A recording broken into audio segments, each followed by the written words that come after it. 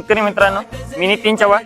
शेतकरी मित्रांनो, आपण मागील 2 व्हिडिओ अपलोड केले. एक होता शेतीची मशागत आणि दुसरा सीड ट्रीटमेंट, जसं की हळदीवर ट्रीटमेंट काय करायला पाहिजे, सीड ट्रीटमेंट.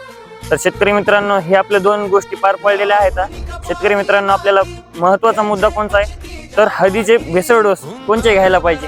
आता बऱ्याच शेतकऱ्यांना प्रॉब्लेम होतो की हळदीचे कोणते डोस घ्यायला पाहिजे. तर शेतकरी मित्रांनो, आपण सिंगल सुपर फॉस्फेट, त्याला सरळ सोपं भाषेमध्ये म्हणतो दाणेदार, ह्या 4 बॅगी घ्यायच्या आणि प्लस लिंबोळी पेंट, हे 2 बॅगी जरी घेतल्या तरी सफिशियंट होऊन जातात.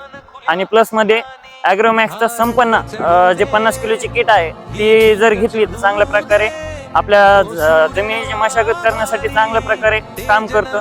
आणि हे सगळं जर खत एकत्र मिश्रण करून जर आपण शिंपला किंवा फेकला तर चांगल्या प्रकारे आपल्याला ते झाड आपलं जमिनीला लागू होणार आणि झाडाला चांगल्या प्रकारे काम करणार. तर शेतकरी मित्रांनो, आपण हे शिंपल्याच्या नंतर आपण आठवड्याभराने बेड हे पाडू शकतो चांगल्या प्रकारे.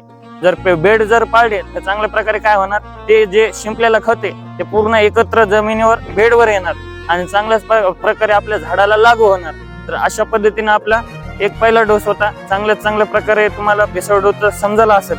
आणि प्लस पॉईंट असा आहे की शेतकरी मित्रांनो, ज्यावेळेस बेड पाडतो, हळद लागवी पूर्वी आधी काय करायचं, तर ते जे बेड पाडे ते चांगल्या प्रकारे भिजून घ्यायचे. आता काय टेम्परेचर आपलं हाय लेवल आहे, 45-46 डिग्री जातं. तर काय होतंय, जर बाय चान्स जर पाऊस चांगल्या प्रकारे पडला तर काय होणार, आपण जे आपल्या घरच्या पाण्यावर लावलेली असते तर त्यामुळे काय होणार, जे जर्मिनेशन आहे ते चांगल्या पद्धतीने होणार नाही. तर अशा पद्धतीने काय करायला पाहिजे, ज्यावेळेस आपण बेड पाडलो चांगल्या प्रकारे आपले सगळे स्टेप तर आपण चांगल्या प्रकारे त्याला भिजून आणि हळद लागवड करू शकतो.